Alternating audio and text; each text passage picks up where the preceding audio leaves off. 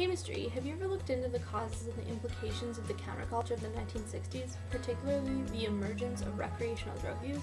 Well, I did today, and I found out that there are actually a number of factors that led to the start of the counterculture.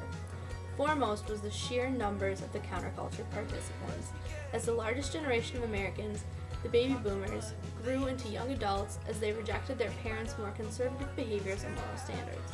Rejecting American actions, and as Tom Brokaw puts into words, authority lost its privileged place almost overnight. Authority figures, fathers, mothers, cops, judges, teachers, senators, and the President of the United States were suddenly spending as much time defending their conduct as they were exercising their power.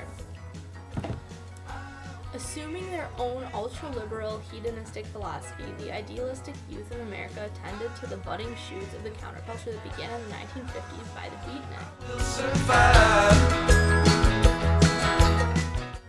They brought the beatnik minority movement out of the shadows because of their sheer numbers that gave it momentum. Rejecting the previous societal norms, the 60s social revolutionaries, often called hippies, distanced themselves from the 50s.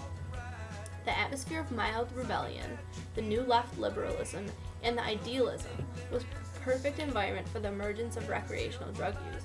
Often glorified as enlightening, mind-expanding, and downright enjoyable, drugs like marijuana rose from obscurity and into the minority movement that was the counterculture.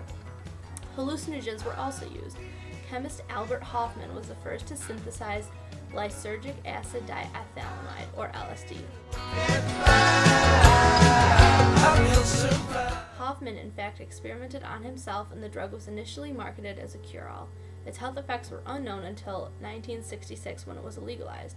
Perhaps it was so widely used because the hippies didn't know it was bad for them. The music of the 1960s further perpetuated recreational drug use. The Beatles, Jimi, Hendrix, Janis Joplin, the Grateful Dead, and Bob Dylan are among the many 1960s icons. Their music frankly endorsed the use of drugs in their lyrics and the psychedelic style.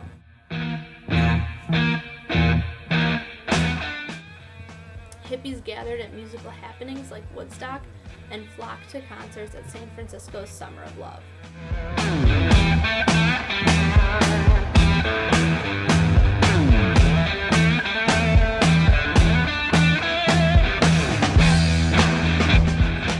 Some books like Tom Wolfe's The Electric Kool-Aid Acid Test glamorized and brought the idea of an acid trip to the mainstream.